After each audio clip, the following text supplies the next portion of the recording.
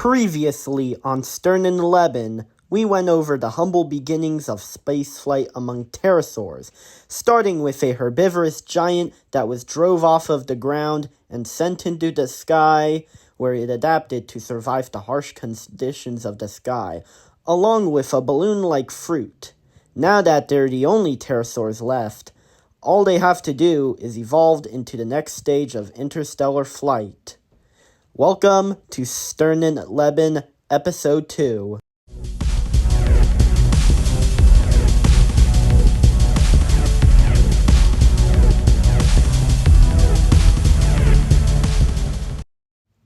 Now, before we get into the last common ancestor of the Paleogene pterosaurs, we're going to be looking at how some of the plants have evolved to handle the vacuum of space, as they'll also contribute to the pterosaurs a lot.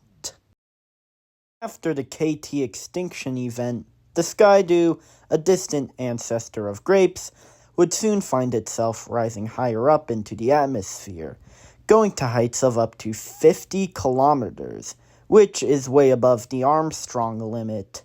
So, as a result, all of the organisms that live above here have pressurized their insides, unless they want to experience what can only be described by these guys. Hello, sir. I'd like to... Do you know what happens when you go to space? Yes. Look at the camera. If you don't have an oxygen a thingy, you will die. What happens when you go to space? You die. So with that being said, new possibilities opened up for the skydew, leading it to evolve to become bigger and to absorb more sunlight. It also split off into two different species of floating plants, which are now called sky domes. The first species, known as the prairie sky dome, functions both as a safe platform to land on, as well as a source of food for herbivorous creatures, which we'll get into later. These sky domes have long, twisting branches meant to tangle and connect with others of its species, which forms entire ecosystems. They also tend to weigh a bit because of their underbranches, which make them stick to lower heights. The other sky dome, on the other hand, the pitcher sky dome, sticks to higher altitudes.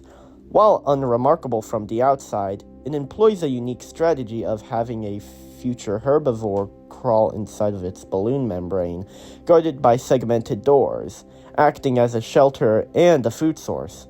This remarkable strategy allows it to better spread its offspring across the planet, which we will see later on. So what about the actual fauna?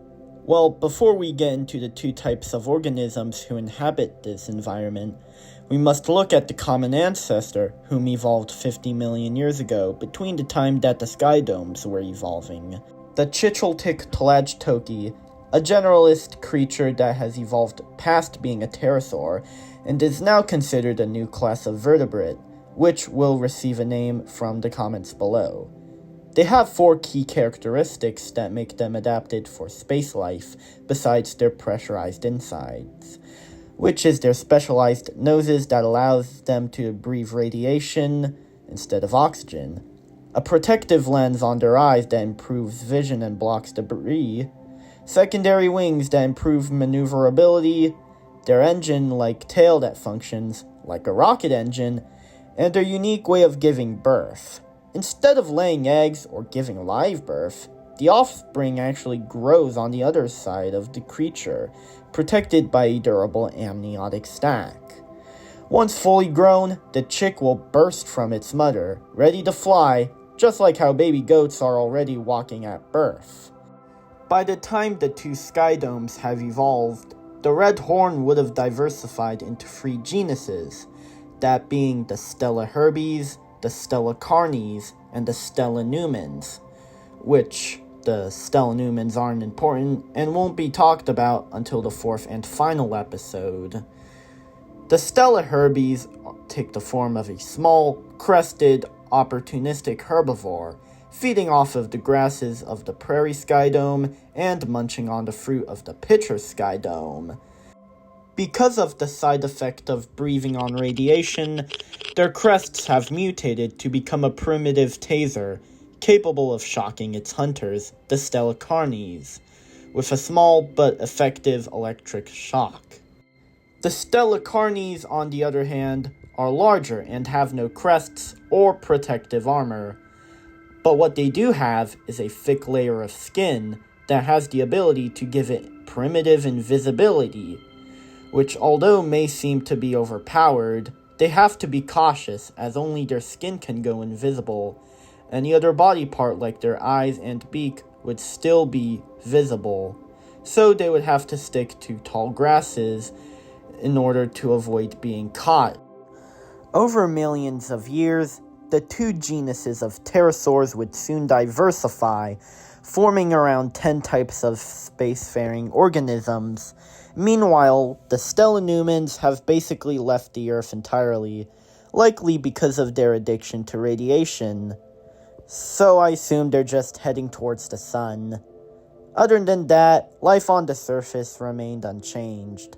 The pterosaurs no longer needed to be bound by the surface, so they had no reason to go back there, because if they did, they would be outcompeted by mammals and birds, and die. With that being said, that's really it for today. For me, this was really just a short episode that I really had to do because I'm falling off upload schedule. Plus, the third episode will take longer, so I'll be uploading different kinds of content in between that. But other than that, in the next episode, we'll be going forward into the present day, where the new vertebrate class have passed the Kármán line, entering true outer space. Other than that, thanks for watching, and I'll see y'all later.